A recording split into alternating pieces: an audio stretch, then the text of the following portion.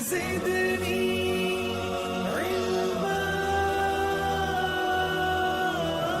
वालेकुम व्यूअर्स, कैसे हैं आप? आई होप कि आप सब खैरियत से होंगे। मेरी दुआ है कि आप सब खुश रहें, आबाद रहें।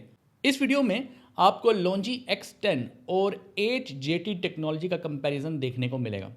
आप में से बहुत से लोगों के जहन में ये होगा कि लॉन्जी X10 हमें अपने घर में इंस्टॉल करना चाहिए या हमें 8JT टेक्नोलॉजी का सोलर पैनल इंस्टॉल करना चाहिए, क्योंकि दोनों ही टेक्नोलॉजीज़ जो है वो टॉप की टेक्नोलॉजीज़ हैं। दोनों टेक्नोलॉजीज़ जो हैं वो बहुत ही फेमस हैं पूरी दुनिया में। तो इनमें से कौन सी टेक्नोलॉजी का सोलर पैनल हमें अपने घरों में लगाना चाहिए, कम कीमत पर बेहतरीन क्वालिटी कौन सी कंपनी जो है वो हमें प्रोवाइड कर रही है। इसके अलावा हमें ये भी देखना है हमारी कंडीशंस के मुताबिक, हमारे क्लाइमेट के मुताबिक कौन सा सोलर पैनल हमारे लिए बेहतर है।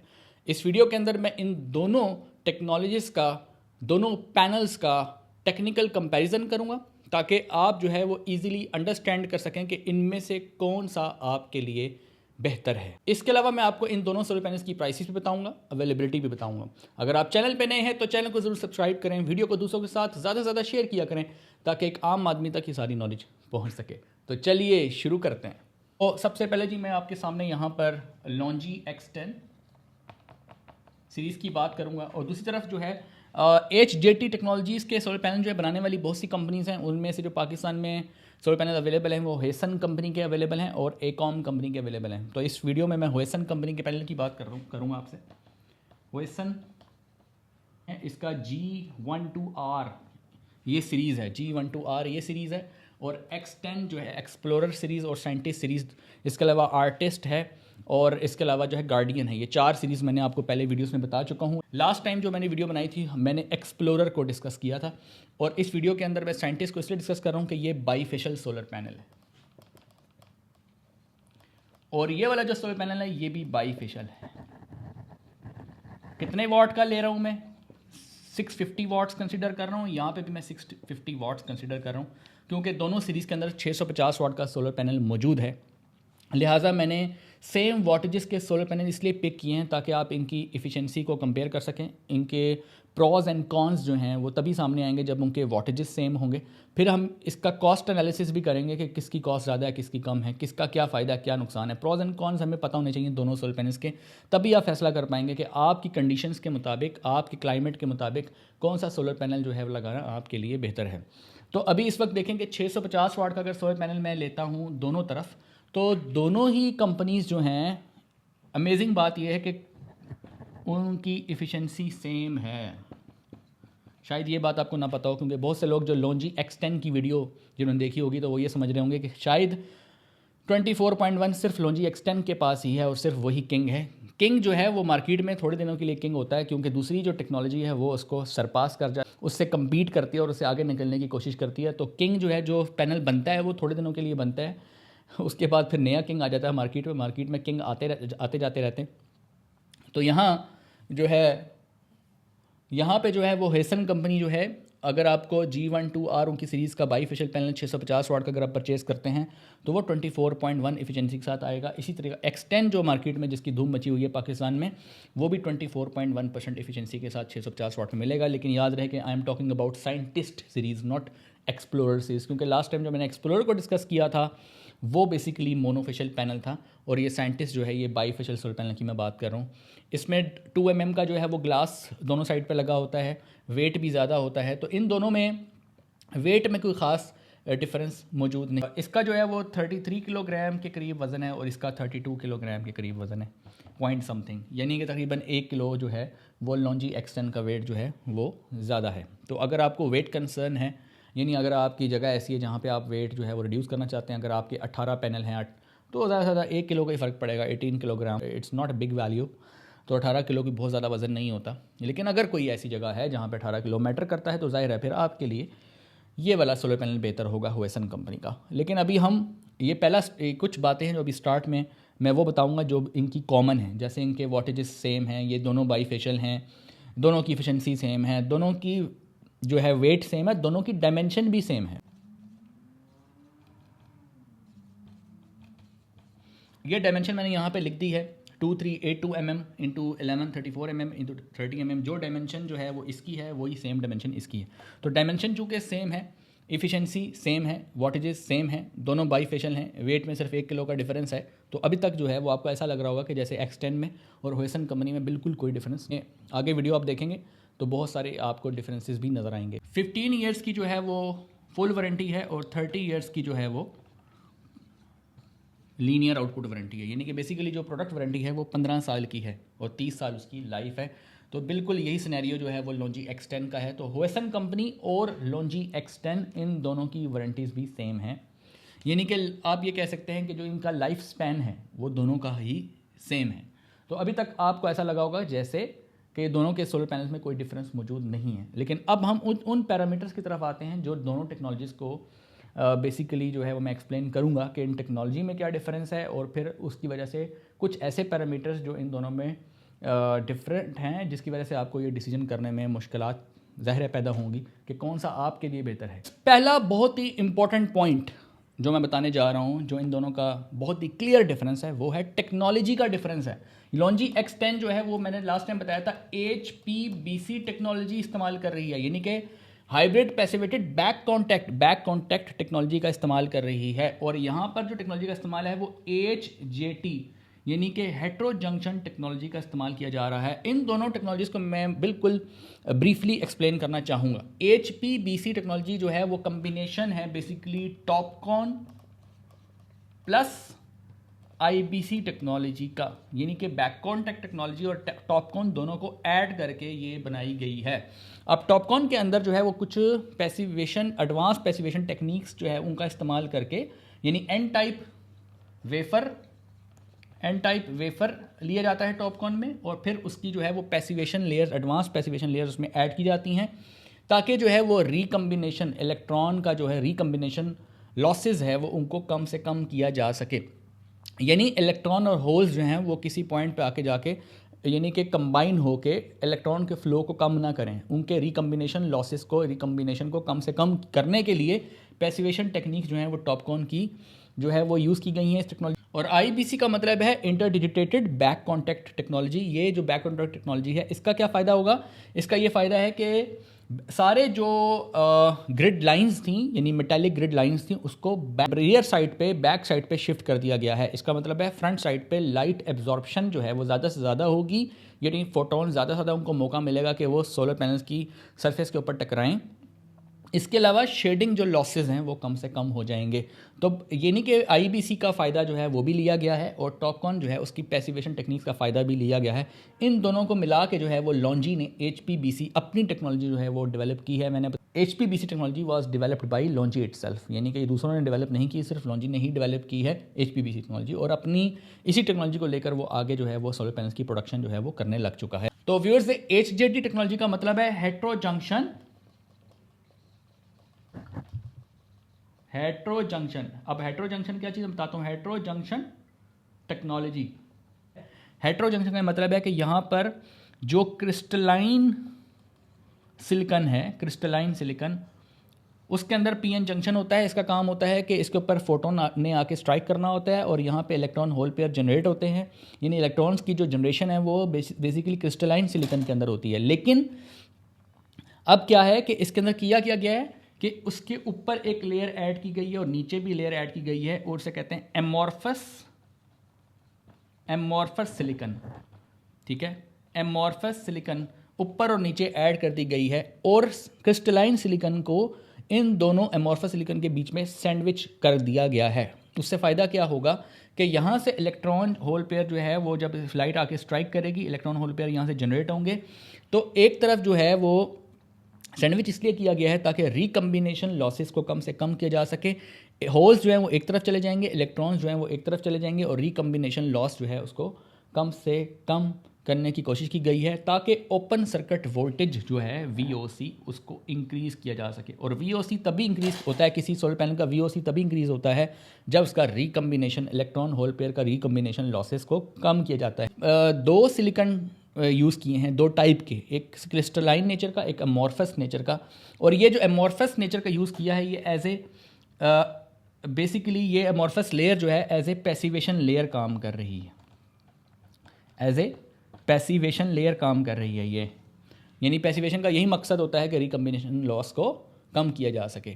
तो हेट्रो जंक्शन का मतलब है कि इन दोनों के दरमियान में यानी एमॉर्फस क्रिस्टलाइन के बीच में एक जंक्शन जो है वो क्रिएट हो जाता है, और वो जंक्शन जो है वो हेट्रो जंक्शन कहलाता है, ताकि इलेक्ट्रॉन और होल आपस में दोबारा रिकम्बाइन ना हो, और बेसिकली जनरेशन ऑफ इलेक्ट्रॉन्स जो है, क्वांटिटी ऑफ इलेक्ट्रॉन्स जो हैं वो बढ़े, कंडक्टिविटी इंक्रीज़ हो, और इलेक्ट्रॉन होल के साथ रिकम्बाइन ना करे। इसलिए ये पैसिवेशन के तौर पे यहाँ पे एक लेयर को इस्तेमाल करके एक जंक्शन जो है वो डेवलप किया गया है। तो बेसिकली इसे कहते हैं हेट्रो जंक्शन टेक्नोलॉजी, और ये बिल्कुल ही डिफरेंट है इससे, क्योंकि यहाँ पे दो टेक्नोलॉजीज़ को ऐड किया गया है। लिहाजा अगर हम देखें कि जब मैन्युफैक्चरिंग के हिसाब से अगर इसको सोचें, यानी अगर मैन्युफैक्चरिंग के हिसाब से सोचें तो ये कॉम्प्लेक्स है, ये ज़्यादा कॉम्प्लेक्स है। क्यों? इसमें दो टेक्नोलॉजीज़ को ऐड किया गया है, और ये थोड़ा सिंपल रहेगा क्योंकि इसमें एक ही टेक्नोलॉजी है, ये याद रहे। लेकिन इसका ये मतलब नहीं है कि ये कॉम्प्लेक्स है तो ये मतलब हमारे लिए अच्छी नहीं है, ऐसा नहीं है। कॉम्प्लेक्स होने का ये मतलब होता है कि कंपनी के लिए कॉम्प्लेक्स है, ठीक है, लेकिन इसकी प्रोडक्शन कॉस्ट जो है वो लॉन्जी ने जो है वो जाहिर है कम से कम करने की कोशिश की है, लेकिन फिर भी प्रोडक्शन कॉस्ट चूँकि इसकी दो टेक्नोलॉजीज़ के होने की वजह से थोड़ी ज़्यादा ही रहेगी होएसन से। मैं एंड पे प्राइस को डिस्कस करूँगा, लेकिन कॉस्ट इफेक्टिव अगर कौन सा है, कॉस्ट इफेक्टिव कौन सा सोल्यूशन है, वो है होएसन। क्यों? कि इसमें सिर्फ एक ही टेक्नोलॉजी है, और इसकी कॉस्ट थोड़ी सी ज़्यादा इसलिए होगी कि यहाँ दो टेक्नोलॉजीज़ हैं। ये बात मैं समझाना चाहता हूँ आपको। जिन इलाकों में जो है हॉट क्लाइमेट है, ज़्यादा गर्मी पड़ती है, टेम्परेचर 45 से 50 डिग्री 52 डिग्री इस तरह रहता है, तो वहाँ पर जो है वो हेसन कंपनी का पैनल इस्तेमाल करना चाहिए। उसकी वजह यह है कि इसका जो टेम्परेचर कोफिशिएंट है वो 0.24% पर डिग्री सेल्सियस, यानी कि जब 25 डिग्री से आगे, आपको पता है ना सेल का टेम्परेचर जब 25 डिग्री रहता है तो पैनल जो है वो किसी किस्म की पावर डिग्रेड नहीं करता, लेकिन जब 26 होता है 27 होता है, यानी सेल का टेम्परेचर जब ज़्यादा होता है सोलर पैनल का, तो हर डिग्री के पीछे जो है वो पावर जो है वो डिग्रेड होती है, कम होती है। तो पावर डिग्रेड जो होती है वो 0.24% होगी होएसन के केस में, और यहाँ पे कितनी होगी 0.26% पर डिग्री सेल्सियस। तो यहाँ पे ज़्यादा पावर डिग्रेड हो रही है और यहाँ पे कम हो रही है। लिहाजा हॉट क्लाइमेट की अगर हम बात करेंगे तो वहाँ पर होएसन कंपनी का सोलर पैनल जो है वो ज़्यादा बेहतर रहेगा। दोनों में ज़ीरो बस बार टेक्नोलॉजी का इस्तेमाल किया गया है। मतलब ये जो सीरीज़ जिसकी मैं बात कर रहा हूँ होएसन की G12R, इसके अंदर ज़ीरो बस बार भी है और विदाउट ज़ीरो बस बार भी है, दोनों किस्म के पैनल्स मौजूद हैं। तो जब आप परचेज़ करेंगे तो अगर आप ये वाली सीरीज़ लेंगे जो मैं बता रहा हूँ G12R, तो उसमें ज़ीरो बस बार भी शामिल है, यानी कि जो फ्रंट शेडिंग है, फ्रंट शेडिंग लॉसेज हैं, उनको भी कम किया गया है। लिहाजा जब आप लेंगे तो आपने ये सीरीज़ देख के लेनी है कि मैं क्या परचेज़ करने जा रहा हूँ, क्योंकि ज़ाहिर है कि एक कंपनी जो है वो मुख्तलिफ़ किस्म के सोलर पैनल बनाती, कोई मोनोफेशियल होगा, कोई बाईफेशियल होगा, कोई ज़ीरो बस बार के साथ होगा, कोई विदाउट ज़ीरो बस बार के साथ होगा। तो ये आपने देख के लेना है, क्योंकि मैं जिस पर्टिकुलर मॉडल की बात कर रहा हूँ मैं उसी की स्पेसिफिकेशन जो है बेसिकली डिस्कस कर रहा हूँ इस वीडियो के अंदर। होएसन कंपनी की जो एनुअल डिग्रेडेशन है वो भी एक्स10 के मुकाबले में थोड़ी ज़्यादा क्लेम की जा रही है। मतलब यहाँ पर वो ये होएसन वाले कहते हैं कि अगर इस पैनल को 30 साल के बाद आप देखेंगे तो 30 साल के बाद ये 90% फिर भी पावर इसकी मेंटेन रहेगी, यानी कि पावर सिर्फ 10% ही ज़ाया होगी 30 साल के बाद भी। और यहाँ पर जो है वो 88% का क्लेम किया गया है, तो तकरीबन 2% यहाँ पे ज़्यादा क्लेम किया गया। अब ये क्लेम है, प्रैक्टिकली क्या होता है वो एक अलग बात है, लेकिन प्रैक्टिकली तो चीज़ें तभी सामने आती हैं जब उस पैनल को इस्तेमाल किया जाता है, और 30 साल किसने देखें। लेकिन एनीवेज़ हमने इस 1-2% को नहीं देखना, बेसिकली हमने और फैक्टर्स हम देखने हैं, हमारी क्लाइमेट को या हमारे इन्वायरमेंट के हिसाब से जो है सूटेबल है। बाई फैसिलिटी का मतलब है कि फ्रंट साइड से सोलर पैनल जो जितनी इलेक्ट्रिसिटी प्रोड्यूस कर रहा है उसके मुकाबले में वो बैक साइड पे कितनी कर रहा है। फॉर एग्जांपल फ्रंट पे अगर 100 वाट्स कर रहा है, तो अगर मैं कहूँ कि बाई फैसिलिटी फैक्टर 70% है, तो वो बैक साइड से 70% प्रोड्यूस कर सकता है। यानी कि अगर मैं सोलर पैनल को फ्रंट साइड पे ऐसे सूरज के सामने रखूँ और वो मुझे 100 वाट्स दे, सपोज करें, तो अगर उसकी बाई फैसिलिटी फैक्टर जो है वो 70% होगा, तो अगर मैं उसका रुख फेरूँगा यानी बैक साइड सूरज के आगे कर दूँगा तो मुझे 70 वाट्स मिलेंगे। और अगर इसका बाई फैसिलिटी फैक्टर 90 है तो मुझे बैक साइड से 90 वाट्स मिलेंगे। तो बाई फैसिलिटी का बेसिकली मतलब ये होता है। तो लेकिन जो होएसन कंपनी है वो इस सोलर पैनल पर्टिकुलर ब्रांड के बारे में, इस सोलर पैनल के बारे में इनका क्लेम ये है कि 90% बाई फैसिलिटी फैक्टर है। 90%, यानी 90% से ज़्यादा क्लेम किया जा रहा है। होएसन कंपनी कह रही है कि जो अगर फ्रंट पे आप रखेंगे 100 वाट्स मिल रहे हैं तो बैक साइड पे 90 वाट्स मिलेंगे, यानी कि बैक साइड जो है वो भी बहुत स्ट्रॉन्ग है, वो भी बहुत जो है वो लाइट एब्जॉर्ब करने की बहुत अच्छी सलाहियत रखती है, क्योंकि बैक साइड पे भी ग्लास का इस्तेमाल किया गया है। बाज़ दफ़ा जो है वो ट्रांसपेरेंट शीट का इस्तेमाल किया जाता है और बाज़ दफ़ा जो है वो बैक साइड पे ग्लास का इस्तेमाल किया जाता है। तो इस पैनल के अंदर इसका वेट जो है वो ये बताता है कि इसके फ्रंट और बैक दोनों पे ग्लास मौजूद है। तो 90% बाईफेशियलिटी मौजूद है हुएसन कंपनी के इस पैनल के अंदर, और लॉन्जी X10 के अंदर ये फैक्टर 70% है। यानी कि अगर आप एक ऐसी जगह की बात करें, मिसाल के तौर पे सैंड है, स्नो है, कहीं बर्फ़बारी पड़ी रहती है, कहीं पे सैंड वाली जगह है, यानी सरफेस सोलर पैनल्स के नीचे रिफ्लेक्टिंग है, यानी आपने अपनी छत के ऊपर वाइट पेंट कर दिया है, ऐसी सिचुएशन के अंदर आपको ये पैनल ज़्यादा पावर प्रोड्यूस करके देगा। अब सवाल आपके जहन में आएगा कि ये तो 650 वाट का पैनल है, तो क्या 650 वाट से ज़्यादा भी ये दे सकता है, क्योंकि बाईफेशियल दोनों साइड से प्रोड्यूस कर रहा है, तो क्या 600, ये एक बहुत कॉमन क्वेश्चन है जो माइंड में आता है। तो दे सकता है, लेकिन उसकी कुछ कंडीशंस हैं। क्यों? कंपनी ये कहती है कि स्टैंडर्ड टेस्ट कंडीशंस के ऊपर 650 वाट पूरे मिलते हैं, जबकि ये आपको भी पता है कि NOCT कंडीशंस यानी कि नॉर्मल या नॉमिनल ऑपरेटिंग सेल टेम्परेचर के ऊपर, यानी जो हमारा 20 डिग्री अगर हम कंसिडर करें अपने क्लाइमेट को, तो वहाँ पर जो है वो हमें जो है 650 वाट नहीं मिलते, बल्कि तकरीबन 490 वाट के आसपास या 495 वाट के आसपास पावर मिलती है। लिहाजा अब क्या है कि कंपनी ने चूंकि इसको टेस्ट किया है स्टैंडर्ड टेस्ट कंडीशन के ऊपर, तो स्टैंडर्ड टेस्ट कंडीशन की अगर हम बात करें तो कंपनी ये कहती है कि अगर आप जो है इसको अच्छा इन्वायरमेंट देंगे, यानी पैनल के नीचे अगर आपकी वाइट सरफेस होगी या स्नो होगी या सैंड होगी, तो इसका बाईफेशियल फैक्टर इतना इम्प्रूव्ड है कि आपको ये 650 वाट का पैनल अबव 700 वाट्स भी दे सकता है, यानी 720, 730, 740 वाट्स तक भी आपकी पावर आपको मिल सकती है यूजिंग दिस। लेकिन शर्त क्या है? बशर्ते कि याद रखें ये तब होता है जब आइडियल कंडीशन हो, टेम्परेचर का फैक्टर, विंड का फैक्टर, एयर मास का फैक्टर, राइट, सेल का टेम्परेचर, ये सारी चीज़ें जो हैं वो बेसिकली मैटर कर रही होती हैं। तो अगर टिल्ट एंगल ठीक हो, रिफ्लेक्टिंग सरफेस भी हो, प्रॉपर हाइट पे इस्तेमाल किया गया हो, बस सोलर इरेडियंस जो है वो भी इनफ हो, तब जाके 650 वाट से ज़्यादा भी आपको पावर मिल सकती है। लेकिन प्रैक्टिकली चूँकि समटाइम्स ऐसा होता है, क्योंकि हर डिग्री के साथ जो है डिग्रेडेशन भी हो रही होती है, इसके अलावा हमारी जो कंडीशंस होती हैं वो भी आइडियल नहीं होती, क्योंकि हर जगह वाइट पेंट नहीं होता, प्रॉपर एंगल नहीं समटाइम्स होता, तो लिहाजा हमें 650 वाट का पैनल जो है वो 650 भी नहीं बल्कि उससे भी कम दे रहा होता है सोलर पैनल के। तो हमारी जो एनर्जी है वो हमें हमेशा कम मिलती है, सिर्फ क्योंकि हमारे कुछ इन्वायरमेंट या क्लाइमेट फैक्टर्स की वजह से। लॉन्जी के जो X10 है इसके 144 सेल्स हैं, ये मैंने लास्ट वीडियो में एक्सप्लेन किए थे, 144 सेल्स होते हैं, जबकि इस G12R ये जो हम जिस पर्टिकुलर पैनल की बात कर रहे हैं 650 वाट का solar panel 8JT technology Huasun company का, इसके अंदर जो सेल्स हैं वो 132 सेल्स हैं। ठीक है जी, एक तो ये है। अब आते हैं जी प्राइस की तरफ। प्राइस बहुत इंपॉर्टेंट फैक्टर है। अगर आप पाकिस्तान की मार्केट में इस वक्त देखें तो लॉन्जी X10 जो है वो आपको 37 रुपीज़ पर वाट, 37 रुपीज़ पर वाट जो है वो आपको मार्केट में जो है वो मिल रहा है। जबकि अगर आप हुएसन कंपनी के सोलर पैनल को देखें तो ये आपको मिलेगा तकरीबन 33 रुपीज़ पर वाट, 33 रुपीज़ पर वाट, यानी कि 4 रुपये का डिफरेंस है। यानी हुएसन में कुछ एडिशनल बेनिफिट्स भी आपको नज़र आए होंगे आपकी क्लाइमेट के हिसाब से, और उसकी प्राइस भी आपको थोड़ी सी कम नज़र आई होगी। अब एक प्रॉब्लम है यहाँ पर, वो ये है कि लॉन्जी ने इतनी ज़्यादा मार्केट को ग्रैब किया है और उसकी इतनी ज़्यादा प्रोडक्शन की है कि मार्केट में जो शेयर है वो लॉन्जी का ज़्यादा है, यानी कि मैस प्रोडक्शन में लॉन्जी का मुकाबला नहीं कर सकती हुएसन कंपनी, क्योंकि हुएसन कंपनी जो है उसकी मैस प्रोडक्शन कम है, यानी कि सोलर पैनल्स जो है कम तादाद में पैदा किए जाते हैं, क्योंकि इसकी प्रोडक्शन जो है वो इंडस्ट्री में कम हो रही है। यही वजह है कि ये जो पैनल है ये आपको मुश्किल से दस्तयाब होता है, यानी इसका एक अवेलेबिलिटी का इशू है। पाकिस्तान में भी हर शॉप पे, हर जगह पे, हर सिटी में आपको जो है ये अवेलेबल नहीं होगा, मतलब कहीं कहीं पे अवेलेबल होगा लेकिन हर जगह पे अवेलेबल नहीं होगा।